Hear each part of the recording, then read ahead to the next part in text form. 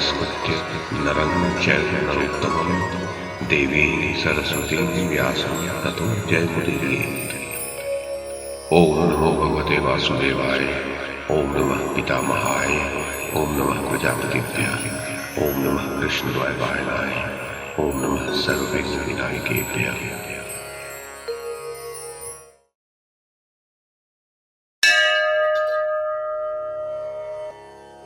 वैशंपायन जी कहते हैं, जनमेजय, नारद जी ने कहा, दुर्योधन, तदनंतर नृपति श्रेष्ठ राजा हर्यश्व ने उस कन्या के विषय में बहुत सोच विचार कर संतानोत्पादन की इच्छा से गरम गरम लंबी श्वास छोड़कर मुनि से इस प्रकार कहा, द्विजश्रेष्ठ, इस कन्या के 6 अंग जो ऊंचे होने चाहिए ऊंचे हैं, 5 अंग जो सूक्ष्म होने चाहिए सूक्ष्म हैं, 3 अंग जो गंभीर होने चाहिए गंभीर है तथा इसके 5 अंग रक्त वर्ण के हैं। 2 नितंब, 2 जांघें, ललाट और नासिका, ये 6 अंग ऊंचे हैं।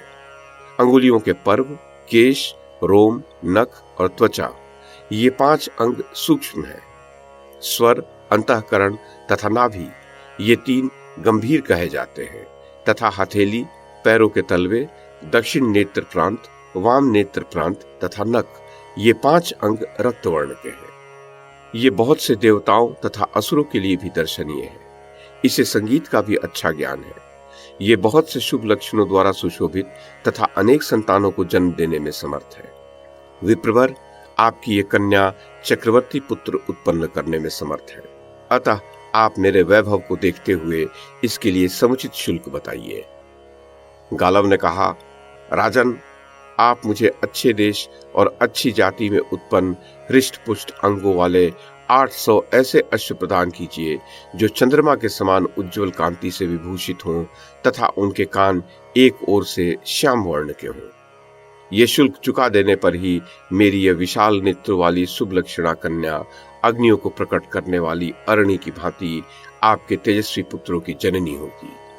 दुर्योधन, ये वचन सुनकर काम मोहित हुए राजर्षि महाराज हर्यश्व मुनि श्रेष्ठ गालव से अत्यंत दीन होकर बोले, ब्राह्मण, आपको जैसे अश्व लेने अभिष्ट है, वैसे तो मेरे यहाँ इन दिनों 200 अश्व हैं, किंतु दूसरी जाति के कई सौ अश्व यहाँ विचर रहे हैं। अतः गालव, मैं इस कन्या से केवल 1 संतान उत्पन्न करूंगा। आप मेरे इस श्रेष्ठ मनोरथ को पूर्ण करें। ये सुनकर उस कन्या ने महर्षि गालव से कहा, मुने, मुझे किन्हीं वेद पाठी महात्मा ने ये एक वर दिया था कि तुम प्रत्येक प्रसव के अंत में फिर कन्या ही हो जाओगी। अतः आप 200 ही उत्तम अश्व लेकर मुझे राजा को सौंप दें। इस प्रकार 4 राजाओं से 200 अश्व लेने पर आपके 800 अश्व पूरे हो जाएंगे और मेरे भी 4 ही पुत्र होंगे। विप्रवर, इस प्रकार आप गुरु दक्षिणा के लिए धन का संग्रह करें, ये मेरी मान्यता है। तथापि आप जैसा ठीक समझे वैसा करें। दुर्योधन, कन्या के ऐसा कहने पर उस समय गालव मुनि ने भूपाल हर्यश्व से यह बात कही, नरश्रेष्ठ हर्यश्व, नियत शुल्क का 1/4 भाग देकर आप इस कन्या को ग्रहण करें और इसके गर्भ से केवल 1 पुत्र उत्पन्न कर लें। तब राजा ने गालव मुनि का अभिनंदन करके उस कन्या को ग्रहण किया और उचित देश काल में उसके द्वारा एक मनोवांछित पुत्र प्राप्त किया। तदनंतर उनका वह पुत्र वसुमना के नाम से विख्यात हुआ। वह वसुओं के समान कांतिमान तथा उनकी अपेक्षा भी अधिक धन रत्नों से संपन्न और धन का खुले हाथ दान करने वाला नरेश हुआ। तत्पश्चात उचित समय पर बुद्धिमान गालव पुनः वहां उपस्थित हुए और प्रसन्न चित्त राजा हर्यश्व से मिलकर बोले, नरश्रेष्ठ नरेश, आपको ये सूर्य के समान तेजस्वी पुत्र प्राप्त हो गया। अब इस कन्या के साथ अश्वों की याचना करने के लिए दूसरे राजा के यहाँ जाने का अवसर उपस्थित हुआ है। दुर्योधन, राजा हर्यश्व सत्य वचन पर दृढ़ रहने वाले थे। उन्होंने पुरुषार्थ में समर्थ होकर भी 600 श्यामकर्ण अश्व दुर्लभ होने के कारण माधवी को पुनः लौटा दिया। माधवी पुनः इच्छानुसार कुमारी होकर अयोध्या की उज्जवल राजलक्ष्मी का परित्याग करके गालव मुनि के पीछे पीछे चल दी। जाते समय ब्राह्मण ने राजा हर्यश्व से कहा, महाराज, आपके दिए हुए 200 श्यामकर्ण अश्व अभी आप ही के पास धरोहर रूप में रहे। ऐसा कहकर गालव मुनि उस राजकन्या के साथ राजा दिवोदास के यहाँ गए। मार्ग में गालव ने राजकन्या माधवी से कहा, भद्रे, काशी के अधिपति भीमसेन कुमार शक्तिशाली राजा दिवोदास महापराक्रमी एवं विख्यात भूमिपाल है। उन्हीं के पास हम दोनों चले। तुम धीरे धीरे चली आओ, मन में किसी प्रकार का शोक न करो। राजा दिवोदास धर्मात्मा, संयमी तथा सत्यपरायण है। दुर्योधन, राजा दिवोदास के यहाँ जाने पर गालव मुनि का उनके द्वारा यथोचित सत्कार किया गया। तदनंतर गालव ने पूर्ववत उन्हें भी शुल्क देकर उस कन्या से एक संतान उत्पन्न करने के लिए प्रेरित किया। दिवोदास बोले, ब्राह्मण, ये सब वृत्तांत मैंने पहले से ही सुन रखा है, अब इसे विस्तार पूर्वक कहने की क्या आवश्यकता है। द्विजश्रेष्ठ, आपके प्रस्ताव को सुनते ही मेरे मन में यह पुत्र उत्पादन की अभिलाषा जाग उठी है। ये मेरे लिए बड़े सम्मान की बात है कि आप दूसरे राजाओं को छोड़कर मेरे पास इस रूप में प्रार्थी होकर आए हैं। निसंदेह ऐसा ही भावी है। गालव, मेरे पास भी 200 श्यामकर्ण अश्व है, अतः मैं भी इसके गर्भ से एक ही राजकुमार को उत्पन्न करूंगा। तब बहुत अच्छा कहकर विप्रवर गालव ने वह कन्या राजा को दे दी। राजा ने भी उसका विधि पूर्वक पाणी ग्रहण किया।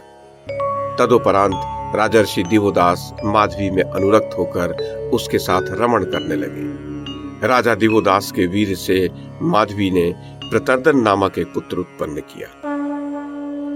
तदनंतर समय आने पर भगवान गालव मुनि पुनः दिवोदास के पास आए और उनसे बोले, पृथ्वीनाथ, अब आप मुझे राजकन्या को लौटा दें। आपके दिए हुए अश्व अभी आपके ही पास रहे। मैं इस समय शुल्क प्राप्त करने के लिए अन्यत्र जा रहा हूं। धर्मात्मा राजा दिवोदास अपनी की हुई सत्य प्रतिज्ञा पर अटल रहने वाले थे, अतः उन्होंने गालव को वह कन्या लौटा दी। तदनंतर वह यशस्विनी राजकन्या माधवी सत्य के पालन में तत्पर हो काशी नरेश की उस राजलक्ष्मी को त्याग कर विप्रवर गालव के साथ चली गई। गालव का मन अपने कार्य की सिद्धि के चिंतन में लगा हुआ था। उन्होंने मन ही मन कुछ सोचते हुए राजा उशीनर से मिलने के लिए भोजनगर की यात्रा की। उन सत्य पराक्रमी नरेश के पास जाकर गालव ने उनसे कहा, राजन, ये कन्या आपके लिए पृथ्वी का शासन करने में समर्थ 2 पुत्र उत्पन्न करेगी। नरेश्वर, इसके गर्भ से सूर्य और चंद्रमा के समान 2 तेजस्वी पुत्र पैदा करके आप लोक और परलोक में भी पूर्ण काम होंगे। समस्त धर्मों के ज्ञाता भूपाल, आप इस कन्या के शुल्क के रूप में मुझे ऐसे 400 अश्व प्रदान करें जो चंद्रमा के समान उज्जवल कांति से सुशोभित तथा एक ओर से श्याम वर्ण के कानों वाले हों। मैंने गुरुदक्षिणा देने के लिए ये उद्योग आरंभ किया है, अन्यथा मुझे इन अश्वों की कोई आवश्यकता नहीं है। महाराज, यदि आपके लिए ये शुल्क देना संभव हो तो कोई अन्यथा विचार न करके ये कार्य संपन्न कीजिए। राजर्षे पृथ्वीपते, आप संतानहीन हैं, अतः इससे 2 पुत्र उत्पन्न कीजिए और पुत्र रूपी नौका द्वारा पितरों का तथा अपना भी उद्धार कीजिए। दुर्योधन, गालव की कही हुई ये तथा और भी बहुत सी बातें सुनकर राजा उशीनर ने उनसे कहा, विप्रवर गालव, आप जैसा कहते हैं वे सब बातें मैंने सुन ली, परंतु विधाता प्रबल है। मेरा मन इससे संतान उत्पन्न करने के लिए उत्सुक हो रहा है। द्विजश्रेष्ठ, आपको जिनकी आवश्यकता है ऐसे अश्व तो मेरे पास 200 हैं। दूसरी जाति के तो कई सहस्र अश्व मेरे यहाँ विचर रहे हैं। अतः ब्रह्मर्षि गालव, मैं भी इस कन्या के गर्भ से एक ही पुत्र उत्पन्न करूंगा। दूसरे लोग जिस मार्ग पर चले हैं उसी पर मैं भी चलूंगा। द्विजप्रवर, मैं अश्वों का मूल्य देकर आपका सारा शुल्क चुका दूं, ये भी संभव नहीं है, क्योंकि मेरा धन पूर्ववासियों तथा जनपद निवासियों के लिए है, अपने उपभोग में लाने के लिए नहीं है। धर्मात्मन, जो राजा पराये धन का अपनी इच्छा के अनुसार दान करता है उसे धर्म और यश की प्राप्ति नहीं होती है। अतः आप देव कन्या के समान सुंदरी इस राजकुमारी को केवल एक पुत्र उत्पन्न करने के लिए मुझे दें, मैं इसे ग्रहण करूंगा। दुर्योधन, इस प्रकार भांति भांति की न्याय युक्त बातें कहने वाले राजा उशीनर की विप्रवर गालव ने भूरी भूरी प्रशंसा की। उशीनर को वह कन्या सौंपकर गालव मुनि वन को चले गए। जैसे पुण्यात्मा पुरुष राज्य लक्ष्मी को प्राप्त करे, उसी प्रकार उस राजकन्या को पाकर राजा उशिनर उसके साथ रमण करने लगे। उन्होंने पर्वतों की कंदराओं में, नदियों के सुरम्य तटों पर, झरनों के आसपास, विचित्र उद्यानों में, वनों और उपवनों में, रमणीय अट्टालिकाओं में, प्रासाद शिखरों पर, वायु के मार्ग से उड़ने वाले विमानों पर तथा पृथ्वी के भीतर बने हुए गर्भगृहों में माधवी के साथ विहार किया। तदनंतर यथा समय उसके गर्भ से राजा को एक पुत्र प्राप्त हुआ, जो बाल सूर्य के समान तेजस्वी था। वही बड़ा होने पर नृपश्रेष्ठ महाराज शिबी के नाम से विख्यात हुआ। राजन, तत्पश्चात विप्रवर गालव राजा के दरबार में उपस्थित हुए और उस कन्या को वापस लेकर वहां से चल दिए। मार्ग में उन्हें विनीतानंदन गरुड़ दिखाई दिए। गरुड़ ने गालव मुनि से हंसते हुए कहा, ब्राह्मण, बड़े सौभाग्य की बात है कि आज मैं तुम्हें यहाँ कृतकृत्य देख रहा हूँ। गरुड़ की कही हुई ये बात सुनकर गालव बोले, अभी गुरु दक्षिणा का 1/4 भाग शेष रह गया है, जिसे शीघ्र पूरा करना है। तब गरुड़ ने गालव से कहा, अब तुम्हें इसके लिए प्रयत्न नहीं करना चाहिए, क्योंकि तुम्हारा यह मनोरथ पूर्ण नहीं होगा। पूर्व काल की बात है, कान्य कुब्ज में राजा गाधी की कुमारी पुत्री सत्यवती को अपनी पत्नी बनाने के लिए ऋचीक मुनि ने राजा से उसे मांगा। तब राजा ने ऋचीक से कहा, मुझे कन्या के शुल्क रूप में 1,000 ऐसे अश्व दीजिए जो चंद्रमा के समान कांतिमान हो तथा एक ओर से उनके कान श्याम रंग के हों। गालव तब ऋचीक मुनि तथास्तु कहकर वरुण के लोक में गए और वहां अश्व तीर्थ में वैसे अश्व प्राप्त करके उन्होंने राजा गाधी को दे दिए। राजा ने पुंडरीक नामक यज्ञ करके वे सभी अश्व ब्राह्मणों को दक्षिणा रूप में बांट दिए। तदनंतर राजाओं ने उनसे 200 अश्व मोल लेकर अपने पास रख लिए। द्विश्रेष्ठ, मार्ग में एक स्थान पर नदी को पार करना था। उन 600 अश्वों के साथ 400 और थे।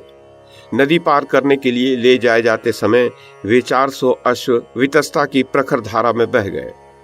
गालव, इस प्रकार इस देश में इन 600 अश्वों के सिवा दूसरे अश्व अप्राप्य हैं, उन्हें कहीं भी पाना असंभव है।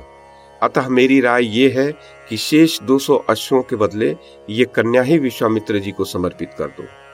धर्मात्मन, इन 600 अश्वों के साथ विश्वामित्र जी की सेवा में इस कन्या को ही दे दो।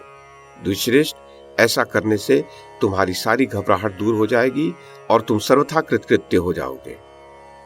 दुर्योधन तब बहुत अच्छा कहकर गालव गरुड़ के साथ वे 600 अश्व और वह कन्या लेकर विश्वामित्र जी के पास गए। जाकर उन्होंने कहा, गुरुदेव, आप जैसे चाहते थे वैसे ही ये 600 अश्व आपकी सेवा में प्रस्तुत हैं और शेष 200 के बदले आप इस कन्या को ग्रहण करें। राजर्षियों ने इसके गर्भ से 3 धर्मात्मा पुत्र उत्पन्न किए हैं। अब आप भी एक नरश्रेष्ठ पुत्र उत्पन्न कीजिए, जिससे पुत्रों की संख्या 4 हो जाएगी। इस प्रकार आपके 800 अश्वों की संख्या पूरी हो जाए और मैं आपसे उऋण होकर सुखपूर्वक तपस्या करूं, ऐसी कृपा कीजिए। दुर्योधन, विश्वामित्र ने गरुड़ सहित गालव की ओर देखकर उस परम सुंदरी कन्या पर भी दृष्टिपात किया और कहा, गालव, तुमने पहले ही इसे क्यों नहीं दे दिया, जिससे मुझे ही वंश प्रवर्तक 4 पुत्र प्राप्त हो जाते। अच्छा, जो भी हो, अब मैं एक पुत्र रूपी फल की प्राप्ति के लिए तुमसे इस कन्या को ग्रहण करता हूं। ये अश्व मेरे आश्रम में आकर सब ओर चरें। दुर्योधन, राजन, इस प्रकार महातेजस्वी विश्वामित्र मुनि ने उसके साथ रमण करते हुए यथा समय उसके गर्भ से एक पुत्र उत्पन्न किया। माधवी के उस पुत्र का नाम अष्टक था। पुत्र के उत्पन्न होते ही महामुनि विश्वामित्र ने उसे धर्म, अर्थ तथा उन अश्वों से संपन्न कर दिया।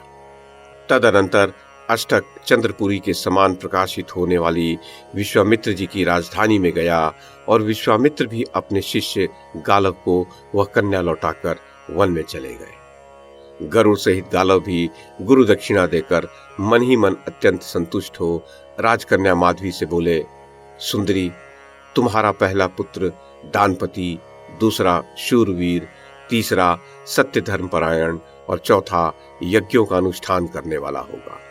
सुमध्य में तुमने इन पुत्रों के द्वारा अपने पिता को तो तारा ही है, उन 4 राजाओं का भी उद्धार कर दिया है। अतः अब मेरे साथ आओ। ऐसा कहकर और सर्पभोजी गरुड़ से आज्ञा ले उस राजकन्या को पुनः उसके पिता ययाति के यहाँ लौटाकर गालव वन को चले गए।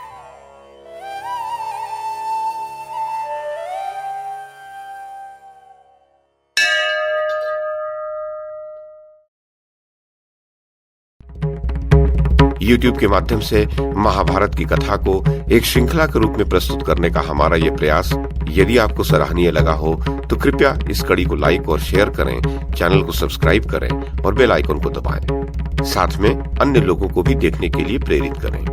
धन्यवाद और नमस्कार।